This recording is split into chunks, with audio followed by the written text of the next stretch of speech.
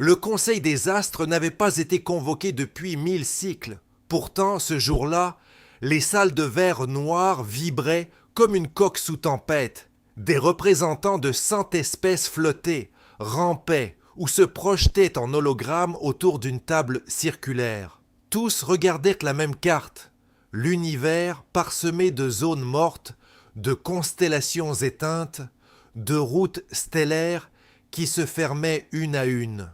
Le grand archiviste parla d'une voix sans timbre. Nous avons confirmé l'irréversible, les constantes se délitent, les étoiles raccourcissent leur vie, les espèces adaptées à la stabilité disparaissent. Un murmure parcourut l'assemblée. Des civilisations anciennes, des ingénieurs du temps, des maîtres de la biologie, tous avaient bâti leurs empires sur l'idée d'un cosmos fiable, mais le cosmos ne l'était plus. Et les humains demanda un stratège aux yeux multiples, un silence. Puis l'archiviste projeta des images, des colonies abandonnées, des vaisseaux rafistolés, des villes déplacées pièce par pièce, des équipages survivant là où les équations disaient impossible. Les humains ne stabilisent pas, répondit-il. Ils improvisent, ils ne corrigent pas l'univers, ils le traversent pendant qu'il tombe. Sur une station frontière, l'ingénieur ardent observait une étoile rouge mourir plus vite que prévu. Les alarmes criaient, les protocoles exigeaient l'évacuation. Ardent coupa le son, sortit une clé usée et ouvrit un panneau que personne n'avait prévu d'ouvrir. Il n'y avait pas de solution propre. Il y avait seulement une direction, continuer. On ne gagne pas contre l'entropie, dit-il à son équipe. On la prend de vitesse. Ils reconfigurèrent des moteurs conçus pour la paix en moteurs pour la fuite. Ils remplacèrent des cartes parfaites par des itinéraires approximatifs. Chaque saut était un pari. Chaque réparation, une promesse tenue à la dernière seconde. Ailleurs, des flottes entières attendaient l'autorisation d'agir. Les calculs demandaient des certitudes. Les humains, eux, lançaient des dés et construisaient pendant la chute. Ils perdaient des mondes, mais gardaient le mouvement. Ils perdaient des certitudes, mais inventaient des outils. Quand la station frontière disparut dans un éclat de lumière rouge, le vaisseau d'Ardent était déjà loin, traînant derrière lui des modules soudés à la hâte. Les capteurs indiquaient l'inacceptable. Les moteurs répondaient quand même. Au conseil, l'archiviste conclut « L'univers meurt. Les espèces adaptées à l'ordre mourront avec lui. Les humains ne sont pas adaptés à l'ordre, ils sont adaptés au changement. » Et pour la première fois, la carte montra une chose nouvelle.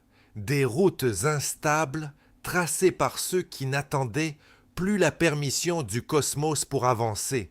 Le convoi humain avançait dans une région que les cartes appelaient désormais zone muette. Les balises s'éteignaient les unes après les autres, comme si l'espace refusait d'être mesuré. Autour du vaisseau d'Ardent, des modules rafistolés vibraient, retenus par des soudures trop récentes pour inspirer confiance. Pourtant, tout tenait, pas par perfection, par entêtement.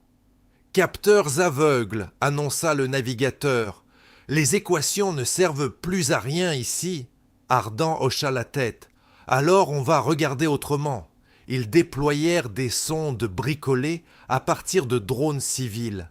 Pas de trajectoires élégantes, seulement des essais rapides, des corrections immédiates. Chaque seconde gagnée était une petite victoire contre l'effondrement silencieux qui mangeait la lumière. À des années-lumière de là, un observateur du Conseil suivait leur progression. Sa civilisation avait bâti des moteurs qui refusaient toute incertitude. Ici, ses instruments donnaient des réponses contradictoires. Il nota pourtant une chose simple.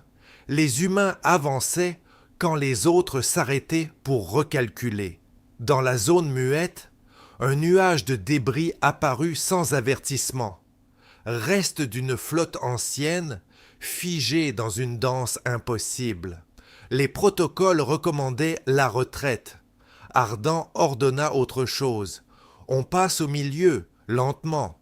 On démonte ce qui bloque et on l'utilise. Des équipes sortirent en combinaison, détachèrent des plaques, renforcèrent des coques, transformèrent un cimetière en réserve. Le convoi ressortit plus lourd, mais plus solide. Les moteurs chauffaient trop. Ils tinrent quand même. Plus loin, l'espace se plia. Pas une singularité, pas un trou noir, une fatigue du réel. Les étoiles semblaient hésiter. Le navigateur ferma les yeux, choisit une direction suffisante et sauta. Les alarmes hurlèrent, les structures gémirent. Puis le silence. Ils étaient passés. L'observateur transmit un rapport bref. Les humains ne cherchent pas la route parfaite. Ils fabriquent une route qui tient assez longtemps. Au Conseil, certains protestèrent. Sans certitude, aucune civilisation ne dure. L'archiviste répondit seulement « Dans un univers qui se défait, durer n'est plus un état. C'est un mouvement. » Ardan regarda les écrans. Perte mineure, morale intacte, trajectoire imprécise mais vivante. « On continue, dit-il. Pas parce que c'est sûr, parce que c'est possible. » Et derrière eux, la zone muette se referma comme une porte qui n'avait jamais existé. Devant eux, il n'y avait pas d'avenir garanti. Il y avait mieux, une direction et des mains prêtes à la construire pendant la chute. Le convoi atteignit la lisière d'un système que les cartes appelaient irrécupérable. 3 étoiles y respiraient comme des poumons fatigués et l'espace entre elles tremblait. Les capteurs ne promettaient rien, les calculs encore moins. Ardan observa ces écrans et sourit sans joie. On n'est pas venu pour une promesse, on est venu pour une chance. Derrière lui, des équipages silencieux attendaient, des mécaniciens, des navigateurs, des bâtisseurs de fortune, des gens qui savaient que la perfection était un luxe d'hier. Le plan n'était pas élégant. Ancrer des relais provisoires, détourner l'énergie instable, créer une fenêtre de passage avant que le système ne se replie sur lui-même. Au Conseil des Astres, l'archiviste suivait l'opération. Les observateurs notaient des écarts, des risques, des marges impossibles. Une voix demanda « Et s'ils échouent, alors ils auront montré une chose », répondit l'archiviste. « Que l'échec n'arrête pas ceux qui avancent. » Le premier relais fut posé au bord d'un courant de particules imprévisibles. Il vibra, tint, puis stabilisa une seconde de silence. Une seule seconde, Ardan la transforma en ordre. Maintenant, des vaisseaux passèrent, un par un, dans une géométrie qui n'existait que le temps du mouvement. Des coques se rayèrent, des systèmes brûlèrent, des alarmes se turent par manque d'air, mais la fenêtre s'élargit, alimentée par des solutions improvisées et des mains rapides. Puis le système se contracta. Pas une explosion, une fermeture. L'espace voulut reprendre ce qu'on lui avait emprunté. Le dernier relais céda. Le convoi était déjà de l'autre côté. Ils découvrirent un volume calme, pas intact mais respirable. Un endroit où l'on pouvait construire sans mentir aux matériaux. Ardan coupa les moteurs et laissa le silence tomber comme une pluie fine. « On n'a pas trouvé un refuge, dit-il. On a trouvé un point d'appui. » Au Conseil, les écrans montrèrent la nouvelle route, instable mais réelle. Des civilisations demandèrent des équations.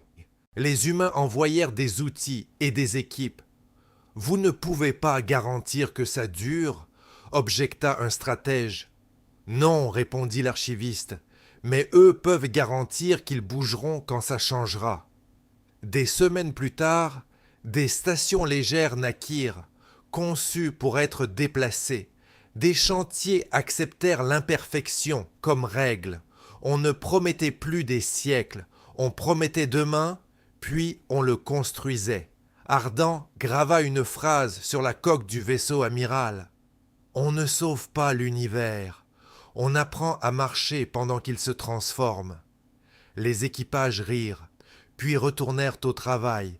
Et pendant que des étoiles s'éteignaient ailleurs, une chose simple se propageait, plus vite que la peur, le mouvement. Dans un cosmos qui se défaisait, les humains n'avaient pas trouvé la stabilité. Ils avaient trouvé mieux, la capacité de continuer et d'emporter d'autres avec eux.